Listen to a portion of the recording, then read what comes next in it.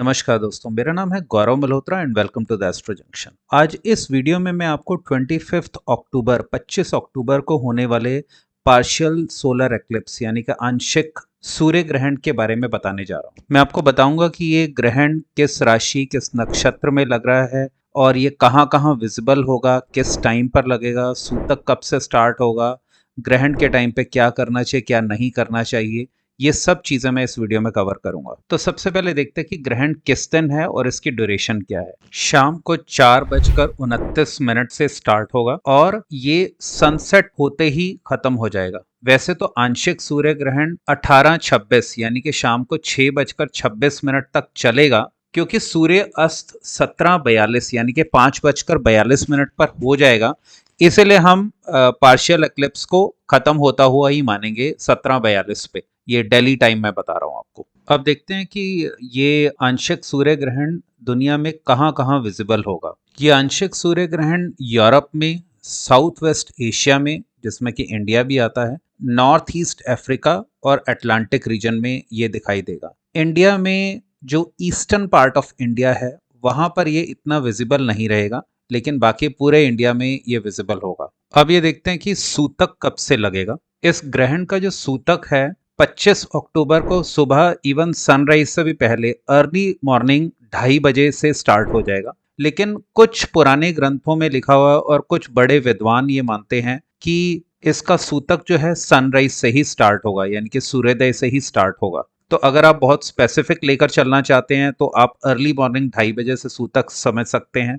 Otherwise आप सूर्योदय से भी स्टार्ट कर सकते हैं अगर आप थोड़ी फ्लेक्सिबिलिटी लेना चाहते हैं। और जो सूतक होगा वो सूर्यास्त से ही खत्म हो जाएगा, यानी कि सूर्यास्त होते ही सूतक इसका खत्म माना जाएगा। इसलिए जितने भी धार्मिक लोग हैं उनको सूर्यास्त के बाद स्नान कर लेना चाहिए और उसके बाद अपनी पूजा अर्चना, जो भी जाप वो करना चाहते हैं वो करना चाहिए। लेकिन उनको अपना फास्ट, अपना व्रत तब तक तोड़ना नहीं चाहिए जब तक वो अगले दिन यानी कि 26 अक्टूबर की सुबह को ग्रहण मुक्त सूर्य को, यानी कि जिस सूर्य के ऊपर कोई ग्रहण नहीं है उस सूर्य के जब तक दर्शन नहीं कर लेते तब तक उनको अपना फास्ट ब्रेक नहीं करना चाहिए, जिन्होंने भी फास्ट रखा हुआ है। अब ये देखते हैं कि ये सूर्य ग्रहण इतना स्पेशल क्यों है। ये सूर्य ग्रहण इसलिए स्पेशल है क्योंकि इस दिन एक तो ग्रहण है, दूसरा इस दिन भौमवती अमावस्या, भौमवती अमावस्या तब होती है जब भौम का मतलब होता है मंगल, तो यानी जब मंगलवार के दिन अमावस्या आती है तो उसको हम भौमवती अमावस्या कहते हैं। और तीसरा इस दिन दिवाली है।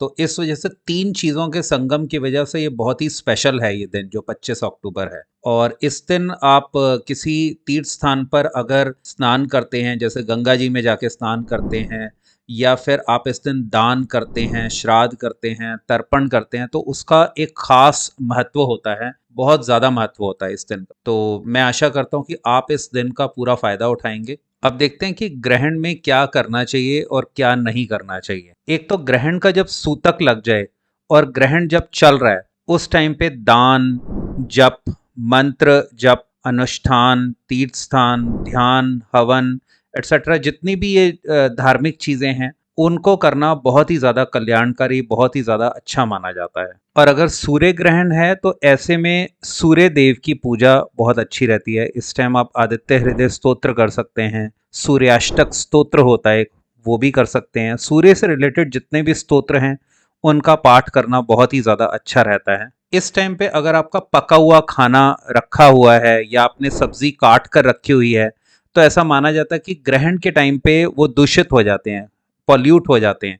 इस वजह से सब्जी काट कर नहीं रखनी चाहिए और खाना बना हुआ रखा नहीं होना चाहिए। नहीं तो अगर ऐसा रखा हुआ है तो फिर उसको आप डिस्कार्ड कर दीजिए, उसको नहीं खाना चाहिए। लेकिन अगर कोई ऐसा तला हुआ खाना है या घी, तेल, दूध, दही, लस्सी, मक्खन, पनीर या अचार, चटनी, मुरब्बा एटसेट्रा, इस तरीके के जितने भी फूड हैं उनमें आप अगर कुशा का एक दो पीसेस रख देंगे, कुशा एक तरीके की घास होती है, उसके एक दो तिनके रख देंगे तो उससे वो पॉल्यूट नहीं होते हैं। और जो सूखा फूड है, जो ड्राइड फूड है, उसमें तेल या कुशा डालने की जरूरत नहीं होती। ग्रहण काल के टाइम पे एक तो सोना नहीं चाहिए और उस टाइम पे खाना पीना भी नहीं चाहिए, क्योंकि ऐसा माना जाता है कि उस टाइम पे आपका मेटाबॉलिज्म स्लो हो जाता है। तो खाना पीना अगर आप खाते हैं तो ढंग से डाइजेस्ट नहीं होता, इसीलिए उस टाइम पे फास्टिंग करने को कहा जाता है। उस टाइम पे कोई तेल से कुछ मसाज नहीं करनी चाहिए। सेक्सुअल इंटरकोर्स उस टाइम पे स्ट्रिक्टली प्रोहिबिटेड होता है, क्योंकि अगर उस टाइम पे लेडी कंसीव कर जाती है तो बच्चे को बर्थ डिफेक्ट्स हो सकते हैं। इसके अलावा नाखून नहीं काटने चाहिए। जिनकी कुंडली में सूर्य ग्रहण है, यानी कि सूर्य और राहु इकट्ठे बैठे हुए हैं या सूर्य और केतु इकट्ठे बैठे हुए हैं, अगर ऐसे लोग जिस टाइम पे ग्रहण लगा हुआ है उस टाइम पे कोई बहते हुए पानी के किनारे चले जाए, नदी या नहर, और वहां पर एक नारियल अपने ऊपर से एंटी क्लॉकवाइज 7 टाइम्स घुमाकर अगर वो उस बहते हुए पानी में बहा दें तो उनके सूर्य ग्रहण का इफेक्ट बहुत ही कम हो जाता है। मतलब वो उनको प्रॉब्लम देनी बंद कर देता है या बहुत ही कम कर देता है उनकी कुंडली में जो सूर्य ग्रहण। अब देखते हैं कि ये सूर्य ग्रहण किस राशि और नक्षत्र में पड़ रहा है। 25 अक्टूबर का जो सूर्य ग्रहण है वो तुला राशि में और स्वाति नक्षत्र में पड़ रहा है। इसलिए इस राशि और इस नक्षत्र के लोगों के लिए थोड़ा अशुभ माना जाएगा ये सूर्य ग्रहण जो है। इस राशि और इस नक्षत्र में जो लोग पैदा हुए हैं उनको किसी एक्सीडेंट या इंजरीज का या कोई और प्रॉब्लम का थोड़ा सा अंदेशा रहता है, तो उनको थोड़ा सा ध्यान रखना चाहिए। अगर इस राशि और नक्षत्र के लोग नेगेटिव इफेक्ट से इस सूर्य ग्रहण के बचना चाहते हैं तो ज़्यादा से ज़्यादा सूर्य से रिलेटेड स्तोत्रों का या पाठ का ज़्यादा से ज़्यादा उसका जप करें। उससे उनको या तो नेगेटिव इफेक्ट मिलेगा ही नहीं, या अगर मिलेगा भी तो बहुत कम मिलेगा। तो इस सूर्य ग्रहण के बारे में इतना ही था। मैंने पहले ही बताया था कि इस सूर्य ग्रहण की कितनी इंपॉर्टेंस है, क्योंकि इस दिन भौमवती अमावस्या भी है, दिवाली भी है। तो इसलिए इस अवसर का ज़्यादा से ज़्यादा सदुपयोग करें और अपनी लाइफ को और अच्छा और खुशनुमा बनाएं। Thank you. Thanks a lot.